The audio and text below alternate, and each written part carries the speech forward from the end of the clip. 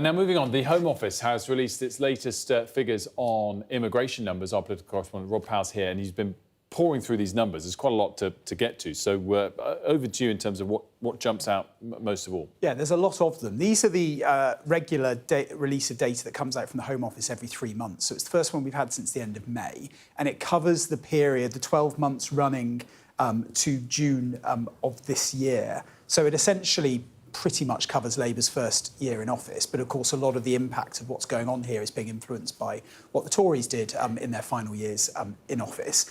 It doesn't give you a net migration figure, so it doesn't tell you sort of how many overall people are coming in to the country, because it doesn't look at how many people are leaving. What it does do is break down the various categories of visas issued, so in legal migration, and it also looks at irregular crossings and asylum applications as well. What we're seeing on the legal side is, I think as expected, quite a pronounced decrease in the various regular categories. So if you look at work-related visas, there were 183,000 visas granted to main applicants in all work categories in the year to June 2025, 36% fewer than the year before. When you go into the health and care worker category, though, you see the number of health and care worker visas issued to migrant workers in a caring personal service occupation, so carers basically, fell by 88% on the year before.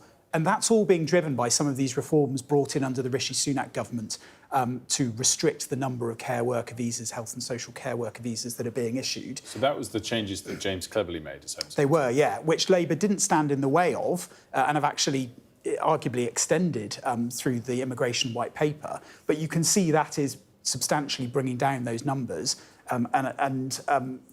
What has also come down massively is there was a big focus on dependents. So people coming over to study and being able to bring dependents, other people with them.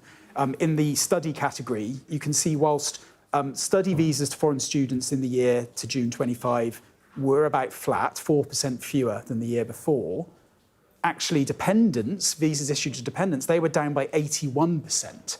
So that is coming down quite substantially as well. So it's some of these measures that are driving the overall decreases in net migration as well, which are down to some of the policies that were adopted by, brought in by the Conservatives that Labour have basically adopted. It's a bit of a different story when it comes to irregular migration, though. Bring us those numbers. So small boat crossings and irregular arrivals, 49,000 irregular arrivals detected in the year ending June 2025, 27% more than the previous year.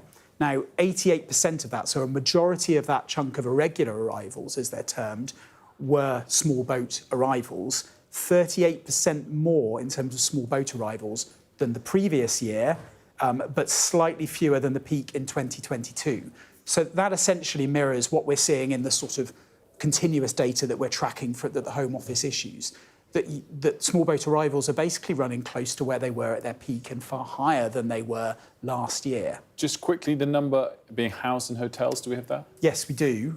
It shows that out of the total number of asylum seekers in receipt of accommodation support, 30% were in hotel accommodation. That amounts to 32,000, just over 32,000 in the year to June 2025. That's 8% more than the previous year.